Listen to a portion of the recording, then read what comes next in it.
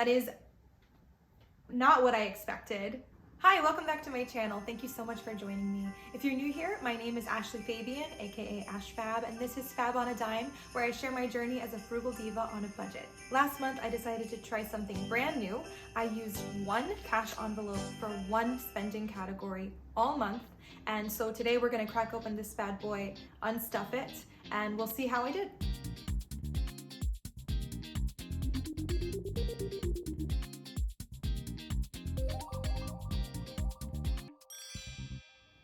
If you've never tried the cash envelope system, it is pretty self-explanatory. You basically have one envelope per spending category in your budget. So groceries, entertainment, gas, clothing, and you would stuff each envelope with the amount of cash you plan to use in that category per month.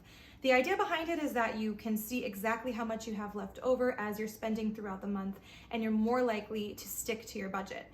For me, however, it seemed a little overwhelming. I fully intended on using this system, and I even purchased a whole bunch of cash envelopes that were really cute.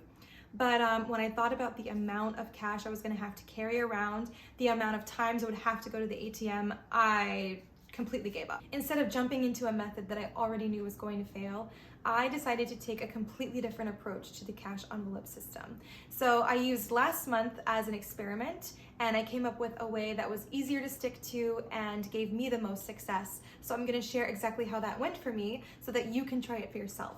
But before I share that with you, it would be a wonderful holiday present if you would like this video, hit subscribe, and don't forget to turn on those notifications so you can keep up with all my new exciting, fun, money-saving content. For the month of November, I really wanted to incorporate this cash envelope idea into my budget. So what I did was I took a look at my spending throughout the past couple of months, and I really wanted to find the area of my spending that was the most problematic for me. What was I spending too much on every month?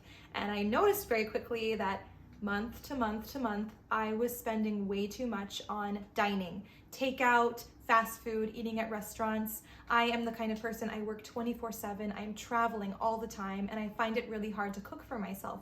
So I realized that I needed some help in this one particular category of my budget. I know a lot of you struggle with your dining budgets, and in the age of easy food delivery, it's no wonder that so many people find this area of their spending to be so problematic. So if this is you, if this is something that you overspend on all the time, comment below, let me know that I'm not alone. And if you're still not quite sure of your own spending habits, check out one of my other videos where I share an incredibly easy way that I keep track of my own spending.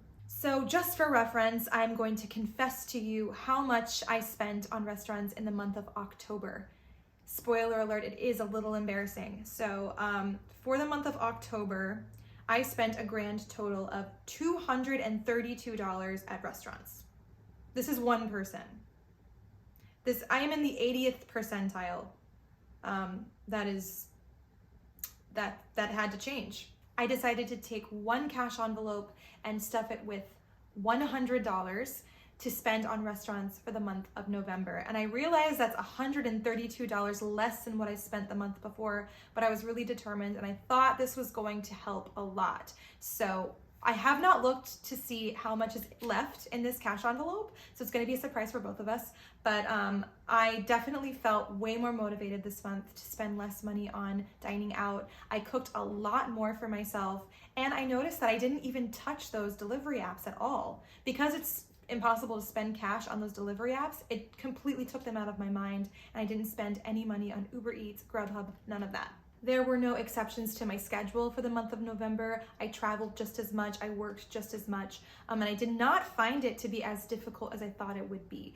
There was only one moment in which I had a little bit of a problem, and it was when I ordered food at a kiosk at an airport. It did not accept cash, so I did have to swipe my debit card for that, but I reimbursed myself. I took the exact amount from the cash envelope and put it right back into my bank account so that I could really keep track of exactly how much I spent for the month of November. So let's go ahead and just open it up and count it, see exactly how much I spent, and hopefully I will not be disappointed.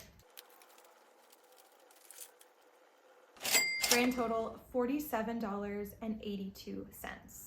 That is not what I expected, way better than I expected. So I'm very, very pleased with this. I did feel incredibly motivated throughout the whole month. That means I spent $52.18 total for the entire month of November on restaurants. That's amazing. That's a difference between October and November. That's a difference of $184.18. That money can go straight into my savings account, which will help a lot in the month of December, where I am spending so much on gifts. This is definitely something that I plan on carrying with me into the new year. I think 2022 will see a lot of cash envelopes for me. So I definitely suggest this to you if you've been a little bit cautious about jumping into these cash envelopes, or if you just want to try something to kind of aid you in your journey on your spending. I highly recommend this method. Thank you so much for joining me. I had so much fun this past month experimenting, finding a method that worked for me, that was easy but highly effective, and I hope that it encourages you and motivates you to try something new. If you enjoyed this video, please give it a like, hit that subscribe button, and I hope to see you in the next one.